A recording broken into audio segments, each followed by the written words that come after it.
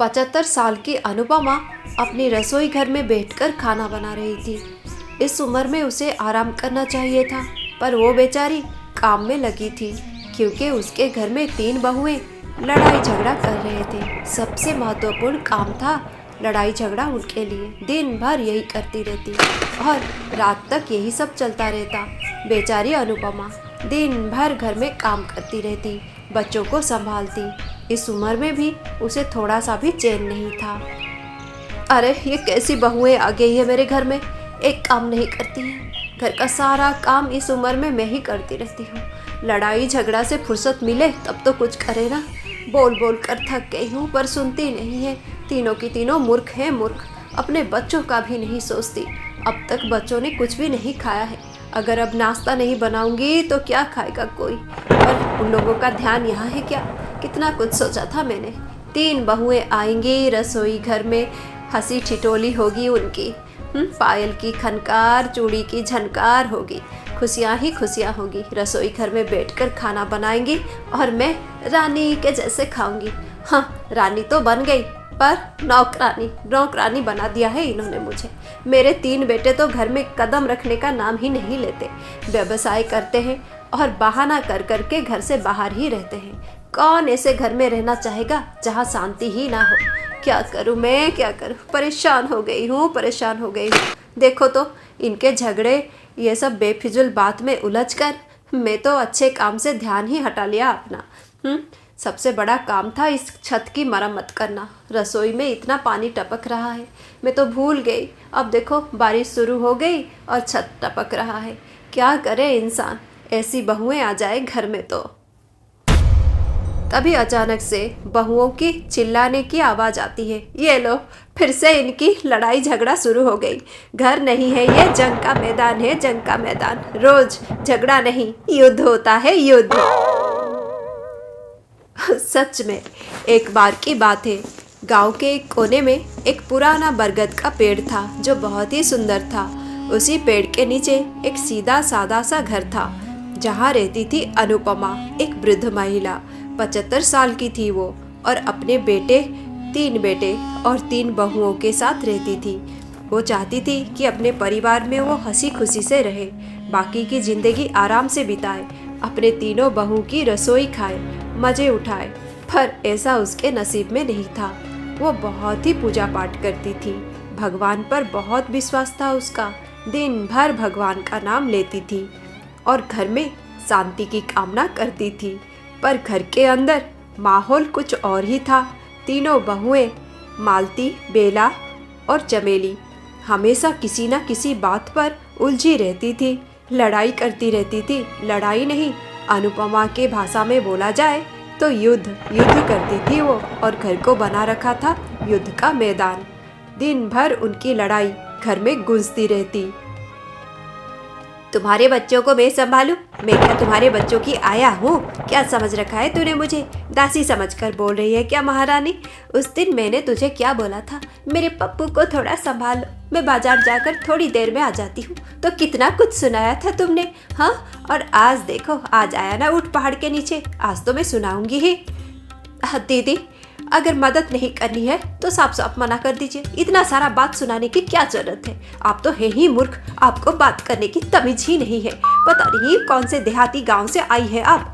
अरे अरे देखो कैसे कैसे बोल रही है, झूठी कहीं की। मुझे तो अच्छे से पता है तू लीला के साथ सिनेमा देखने जा रही है और झूठ बोल रही है कि बाजार में कुछ काम है दीदी, बच्चों को संभाल लेना, जल्दी आ जाऊंगी। पूरे 3 घंटे बाद आएगी तू सिनेमा देखकर। मुझे नहीं पता है क्या? चमक चलो, तेरी हर चाल से मैं वाकिफ हूँ। अरे वाह दीदी, आप तो ऐसे बोल रही हो जैसे कोई पराये हो। याद रखना, ये बात मैंने याद रखा है। जब अपने पराई की बात आएगी ना तब बताऊंगी मैं आपको। अरे बड़ी आई, तू तो है ही पराई। बड़ी आई अपने पराई की बात करने वाली। हाँ, ऐसों के साथ ऐसे ही व्यवहार किया जाता है। अरे ये क्या दीदी, मैंने आपसे बोला था थोड़ा सब्जी में नमक डाल दीजिएगा। मैंने तो इतने मेहनत से सब्जी बनाई थी, नमक डालने के लिए आपका हाथ इतना छोटा क्यों हो गया? वैसे आपके जुबान पर तो दिन भर नमक रहता है, लोगों के जख्मों पर छिड़कती रहती हो आप। हाँ, और सब्जी में नमक डालने की बारी आई तो इतना कम नमक डाला। अच्छे से पता है बड़ी दीदी, कितना जलती हो आप मुझसे, क्योंकि मैं बहुत ही वेल एजुकेटेड हूँ। आपके जैसी मूर्ख नहीं हूँ दीदी। 5वीं तक पढ़ी हूँ, 5वीं तक। हाँ, और उस 5वीं में भी तो 5 बार फेल हुई है, सबको पता है। दीदी ऐसा ना बोलिए, 5वीं में मैं 5 बार फेल नहीं हुई हूँ, बस 2 बार फेल हुई थी और 3 बार तो मैं एग्ज़ाम देने जा ही नहीं पाई, क्योंकि हमारे गांव में बाढ़ आ गया था। अरे बड़ी खुद को अंग्रेजन समझती है, 2-4 अंग्रेजी की क्या शब्द जान लिया है इसने। मेरे सामने बोलती रहती है, मुझे समझ में नहीं आता है इसलिए, पर सबसे बड़ी मूर्ख तू है। दीदी आप देहात से आई हो, आपको क्या पता एजुकेशन क्या होता है, पढ़ाई क्या होता है। हाँ छी छी छी, फुल ओमेन। अरे अरे देखो अंग्रेजी में क्या बोलकर चली गई। हाँ अरे तुम मेरी बुराई क्यों कर रही थी छोटी? मैंने कब आपकी बुराई की है दीदी? हाँ, आप ही चुगली करती रहती हो दूसरों की, कभी इसकी चुगली कभी उसकी चुगली। उस दिन सरपंच के पत्नी के बारे में क्या कुछ नहीं बोला था आपने? सब मैंने अपने मन में दबाया है। अरे तो तू उस दिन सासू माँ से मेरी बुराई नहीं कर रही थी? झूठ ना बोल, मैंने अपने कानों से सुना है क्या कुछ तूने बोला है सासू माँ को। तो दीदी आपने भी तो जमींदारनी के बारे में क्या कुछ नहीं बोला है मुझे। अब आप क्या चाहती हैं कि मैं पूरे गांव वालों को पकड़ पकड़ कर बोलूं आपकी सच्चाई? आप कितनी बड़ी चुगलखोर हो। अरे तू चुगलखोर है, तुम चुगलखोर हो दीदी, मैं नहीं हूँ। अरे तू है दीदी, मैं तो चुगलखोर हूँ, पर आप तो भिखारी खानदान से आई हो, भिखारन भी हो और चुगलखोर भी। इस तरह तीनों ऐसे लड़ती रहती और उनकी आवाज़ें घर में गूंजती रहती। बेचारी अनुपमा बहुत परेशान हो गई थी। अरे ये बारिश तो रुकने का नाम नहीं ले रहा है, ना ही मेरे घर में झगड़े। परेशान हो गई हूँ मैं। दिन भर ठंड में काम करने के बाद अनुपमा को बुखार हो गया था और दिन भर उसने कुछ भी नहीं खाया था। उस दिन उसे बहुत ही ज़्यादा कष्ट हो रहा था। वो सोने की कोशिश कर रही थी, तभी तीनों बहुएं फिर से लड़ने लगी। मेरा अचार किसने चुराया, किसने चुराया? मेरे माँ ने कितने प्यार से मुझे अचार भेजा था, पर तुम दोनों इतने बड़े चोर हो। एक तो मूर्ख, ऊपर से भिखारन और ऊपर से चोर भी। अरे जा छोटी, तेरा अचार हम क्यों चुराए भला? मैंने तो नहीं चुराया, इस मूर्ख को पूछ लो, ये मूर्ख ने शायद चुराया होगा, इस देहातन ने। अरे क्या बार बार देहातन देहातन बोलती रहती हो? तू तो 3 तक पढ़ी है और तू 5वीं में 5 बार फेल हुई है, मुझे क्यों मूर्ख बोल रही हो दोनों? अरे तो क्या बोले तुम्हें, अंग्रेजन बोले क्या? हाँ, भिखारन खानदान की तेरी इतनी हिम्मत, तुम मुझसे ऐसी बात करे? तू भिखारन, अरे तू मूर्ख खानदान की है। अरे ये सब छोड़ो, सबसे पहले बोलो मेरा अचार किसने चुराया? मेरी माँ ने कितने प्यार से मेरे लिए भेजा था। दोनों की दोनों चोर हो। अरे बस भी कर, 5वीं फेल। तीनों का झगड़ा बढ़ता ही जा रहा था। आज बहुत परेशान हो गई थी अनुपमा, उससे बिल्कुल भी सहन नहीं हुआ। वो उस बारिश में सीधे अपने आंगन में चली गई, उस बरगद के पेड़ के नीचे खड़ी हो गई। हे बरगद के पेड़, तू ही साक्षी है, इस घर में कभी ऐसा नहीं हुआ था। कितनी शांति थी इस घर में। अभी अलग हो गए, लेकिन पहले हम 5 देवरानियाँ और जेठानियाँ यहाँ पर रहती थी एक साथ, सासू माँ के साथ, और 3 नंदे भी तो थी, पर ऐसा लड़ाई झगड़ा कभी नहीं हुआ था। अगर तुम बोल पाते तो बोल देते इन मूर्ख बहुओं को।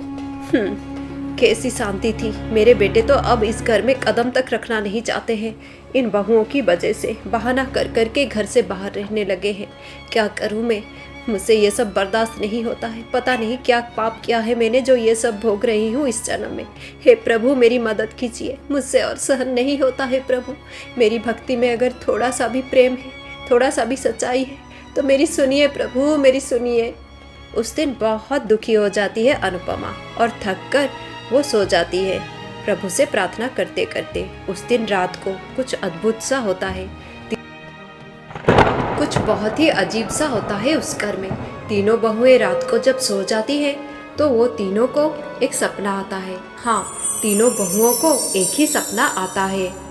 वे खुद को उसी आंगन में बरगद के पेड़ के नीचे देखती है और पेड़ उनसे बात करने लगा है। पेड़ उनसे बोलता है, मालती, बेला और चमेली, मैं 100 साल से यहाँ हूँ, ना तूफान से डरा हूँ, ना कभी सूखे से झुका हूँ। पर जब मेरी छाँव में झगड़ा होता है ना, मेरी छाँव में आपस में झगड़ा होता है तो मेरी शाखें भी सूखने लगती है। तुम तीनों तो बिल्कुल मेरी छाँव की तरह हो। एक दूसरे को जब ढकती हो तो घर को शीतलता मिलती है, पर जब तुम ही एक दूसरे को काटने लगोगे तो घर रेगिस्तान बन जाएगा। समझ रहे हो ना? देखो, ये लो। एक एक सूखी टहनी बरगद का पेड़ तीनों बहुओं को देता है और बोलता है, तोड़ो इसे। तीनों बहुओं ने बड़ी ही आसानी से उस सूखी टहनी को तोड़ दिया। फिर बरगद का पेड़ तीनों टहनियों को एक साथ बांधकर उन्हें देता है और बोलता है, अब तोड़ो इसे। बहुएं जोर लगाती हैं, पर वो बंधी हुई टहनियों को नहीं तोड़ पाती। फिर बरगद का पेड़ बोलने लगता है, अलग रहोगी तो ऐसे ही टूट जाओगी, साथ रहोगी तो दुनिया की कोई ताकत तुम्हें नहीं तोड़ सकती। मेरी बात को समझो। तुम्हारी सासू माँ अनुपमा तुमसे कितना प्यार करती है। क्या चाहती है वो तुमसे? थोड़ी सी शांति, थोड़ा सा प्यार। तीनों बहुओं में प्यार होता, रसोई घर में बैठकर रसोई बनाती तुम तीनों, अपनी सासू माँ को परोस देती। वो खाना नहीं होता, वो प्यार होता। उससे उसका मन, उसका पेट भर जाता। क्या चाहती है वो तुमसे? हीरो का हार चाहती है क्या? क्या इतना नहीं कर सकते? देखो उसे, कितना निस्वार्थ पर भावना लेकर काम करती है। तुम लोगों का ख्याल रखती है। तुम लोग अपने पर ध्यान नहीं देते हो, अपने परिवार पर ध्यान नहीं देती हो, पर वो ध्यान रखती है। ऐसे लोगों के साथ ऐसा ना करो, ये अच्छी बात नहीं है। हाँ, और अपने प्रतिभा को पहचानो और आगे बढ़ो, नहीं तो दुनिया आगे चली जाएगी, तुम लोग पीछे रह जाओगे। समझ में आई मेरी बात? तीनों बहुओं की नींद टूट जाती है। अगली सुबह तीनों में एक अद्भुत सा परिवर्तन आ जाता है।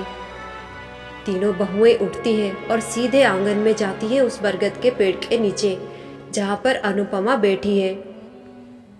फिर बड़ी बहू मालती बोलने लगती है, माँ जी, आज से हम मिलकर घर चलाएंगे। फिर मंझली बहू बेला बोलती है, अब कोई झगड़ा नहीं होगा माँ जी। फिर छोटी बहू चमेली बोलने लगती है, हम एक दूसरे की ताकत बनेंगे, कमजोरी नहीं। ये सब देखकर, अपने बहुओं में ये परिवर्तन देखकर अनुपमा की आंखें नम हो जाती है। उस दिन से सब कुछ बदल जाता है। वैसे बारिश तो वैसे ही हो रही है झमाझम, पर अनुपमा का सपना पूरा हो गया है। हाँ, अभी घर मरम्मत भी नहीं हुई है, पर उसकी 3 बहुएं बारिश में बैठकर उसके लिए रसोई बना रही हैं। अनुपमा बहुत खुश है, दिल से भगवान को धन्यवाद दे रही है।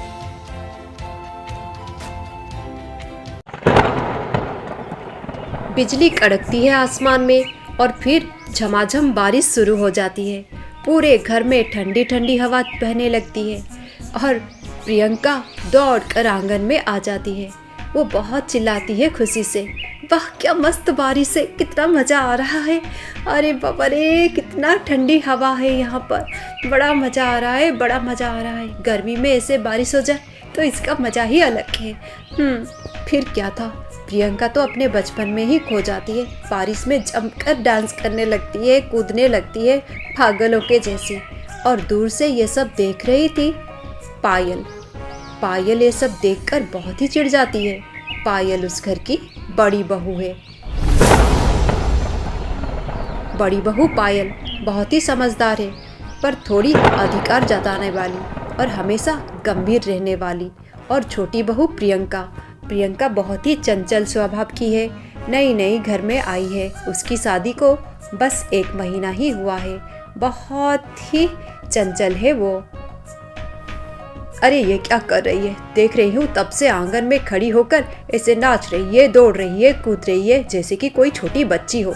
कोई देखेगा तो क्या सोचेगा? छी छी छी, ऐसा अल्हड़पन मुझे बिल्कुल पसंद नहीं। कितनी चंचल है ये रंग ढंग तो मुझे बिल्कुल अच्छा नहीं लगता है। अब इस घर की बहू है ये सब क्या अच्छा लगता है? पायल खिड़की से ये सब देखती है, उसे बिल्कुल अच्छा नहीं लगता है। उसके चेहरे पर नाराजगी साफ दिखती है। वो तुरंत रसोई से बाहर आ जाती है और कहती है, ये क्या प्रियंका, ये कोई ढंग है? नई बहू होकर ऐसे नाचती हो, सब देखेंगे मोहल्ले वाले। पर दीदी, यहाँ पास पास किसी का घर नहीं है, दूर दूर है, किसको दिखेगा हमारा आंगन? आप भी आइए ना, बड़ा मजा आता है ऐसे बारिश में कूदने से। हाँ, पागल हो गई हो क्या?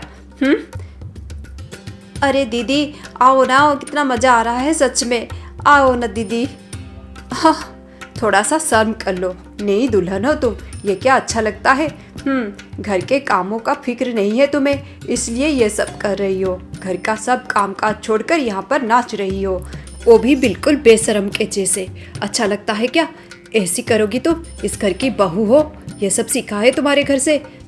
अच्छा हुआ आज घर में कोई नहीं है, सब बाहर के हैं, नहीं तो देखते तो क्या सोचते। सासू माँ तो बहुत ही गुस्सा करती। ये कोई अच्छी बात है? घर में क्या कुछ चल रहा है उसकी फिक्र नहीं है, बस अल्हड़पन, ये नाच गाना, बारिश में ये उछल कूद। अच्छा लगता है क्या? इतना चंचल होना भी ठीक नहीं है। प्रियंका चुप हो जाती है उसकी बड़ी जेठानी की बात सुनकर और चुपचाप अपने कमरे में चली जाती है। उस दिन से प्रियंका बहुत ही देखभाल कर अपनी जेठानी से बात करती है और बहुत ही कम बात करती है। नया ड्रामा है, ड्रामा क्वीन है बिल्कुल। देखो तो कैसे कम बात करती है आजकल मुझसे, बस हाँ हूँ इस तरह ही जवाब देती है। जैसा भी करे, मुझे क्या, इस घर की बड़ी बहू हूँ मैं। हाँ, ऐसा तो रहना ही पड़ेगा मुझे, इतने सारे समस्याएं हैं ज़िंदगी में। अब इसके जैसे अल्हड़पन दिखाकर मैं भी क्या बारिश में जाकर नाचूं? क्या समझती है खुद को? बिल्कुल भी पसंद नहीं करती थी पायल अपनी छोटी देवरानी प्रियंका को। पर प्रियंका थी बहुत चंचल, बहुत ही खुश मिजाज की। छोटी छोटी बातों में वो बड़ी बड़ी खुशियाँ ढूंढ लेती थी। पर पायल तो छोटी छोटी समस्याओं में भी उलझ कर रह जाती थी और उसे छोटी छोटी समस्या भी बहुत बड़ी लगती, क्योंकि वो बहुत ज़्यादा सोचती थी, बहुत ही ज़्यादा, और हमेशा गंभीर रहती थी। जब देखो तब हंसती रहती है, जब देखो तब खिलाती रहती है।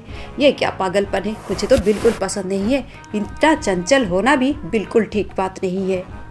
सच बात तो ये थी कि पायल मन ही मन प्रियंका से जलती थी। प्रियंका का चंचल स्वभाव और हर समस्या में ना उलझना उसे बहुत चिढ़ लगती थी कि पायल ऐसा कैसा कर रही है, वो इतना खुश कैसे रह लेती है, छोटी छोटी खुशियों में भी बड़ा खुशी ढूंढ लेती है। पर उससे ये सब नहीं हो पा रहा था। वो बहुत ही ज़्यादा परेशान हो गई थी अपनी देवरानी से। और एक दिन, अरे 1 महीना हो गया है ऐसे ही व्यवहार कर रही है मुझसे, करने दो मुझे, उससे क्या। आज तो बहुत ही तेज़ बारिश होगी शायद। वैसे माँ और घर वाले सब तो बाहर के हैं, फैमिली फंक्शन था। घर में तो हम तीनों ही हैं, क्या खाना बना दूँ मैं? तभी अचानक से आसमान में बादल छा जाते हैं, बिजली कड़कने लगती है और तेज़ हवा चलती है। फिर धीरे धीरे झमाझम बारिश शुरू हो जाती है। अरे ये क्या, इतनी तेज़ बारिश हो रही है? इस बार महारानी आंगन में नहीं आ रही है, अपना ड्रामा, अपना नौटंकी कंटिन्यू कर रही है। वैसे शायद उस दिन मैंने उसे कुछ ज़्यादा ही बोल दिया था। कोई बात नहीं, बहुत बारिश हो रही है आज तो। ऐसे बारिश देखकर मुझे भी अपना बचपन याद आता है। मैं भी तो बारिश में ऐसे ही कूदती थी मेंढक की जैसी। माँ कितना डांट लगाती थी, कभी कभी माँ की डांट सुनकर मैं घर आ जाती थी, पर बड़ा मज़ा आता था। सच में वो बचपन के दिन भी कितने सुहाने थे। कोई समस्या नहीं थी, कोई चिंता नहीं था, कौन क्या बोलेगा कुछ भी मन में नहीं आता था।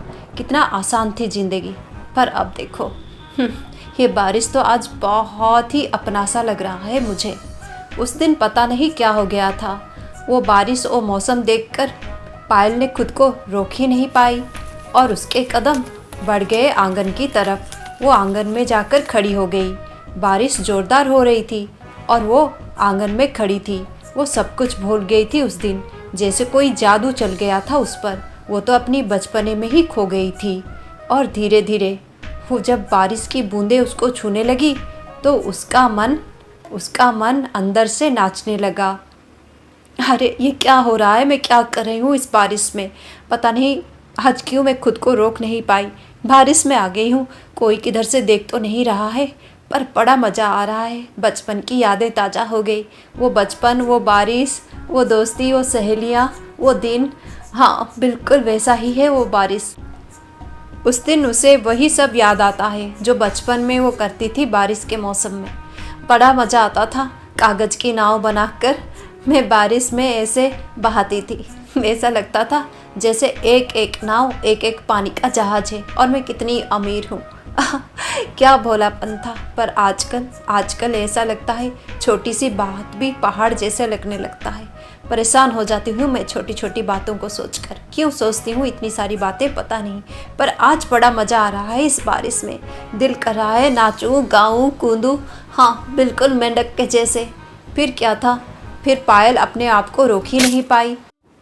बारिश का जादू उस पर चल गया था, वो अपने आप को रोक ही नहीं पाई और मेंढक की जैसे उछल कूद करने लगी बारिश में, जैसे वो बचपन में करती थी। उसे बड़ा मज़ा आ रहा था, वो अपनी सारी समस्याएं भूल गई थी। उसे अब सब कुछ सहज लगने लगा था, जैसे एक बहुत बड़ा बोझ उसके मन से कोई किसी ने उतार दिया हो। वो बहुत खुश हो गई थी और ऐसे ही वो बारिश में नाचने लग गई थी। तभी दूर से प्रियंका और उसकी दादी सास लीलावती ये सब देख रहे थे।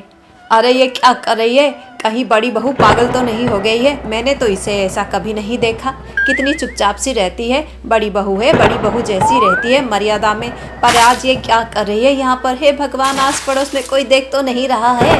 घर की इज्जत नीलाम कर रही है ये लड़की, पागल तो नहीं हो गई है? क्या कर रही है ये, क्या कर रही है? अभी बुलाती हूँ इसे, डांट लगाती हूँ। अभी सुलोचना होती तो अच्छे से खबर लेती इसको। हाँ रुक जाइए ना दादी जी, वो जिंदगी जी रही हैं और आप उन्हें रोक रही हैं। क्यों रोक रही है दादी जी? अरे देखो क्या कर रही है, क्यों रोक रही है, बोल रही है। तू भी क्या पागल हो गई है? अभी रोकती हूँ इसे, बड़ी बहू है, उम्र का लिहाज तो कर लेती, क्या कर रही है ये? दादी जी सच बताइए, आपको बारिश पसंद नहीं है क्या? ऐसे बारिश में नाचना कूदना, बारिश में ऐसे खड़े हो जाना, बारिश के पानी को महसूस करना आपको अच्छा नहीं लगता है क्या? दिल से बोलना, झूठ मत बोलना। अरे बिटिया, किसको अच्छा नहीं लगेगा, सबको अच्छा लगता है, पर उम्र का लिहाज करना चाहिए ना। समाज क्या बोलेगा? ऐसे पागल बनकर उछल कूद करना है क्या मेंढक के जैसे? क्यों नहीं दादी जी, क्यों नहीं?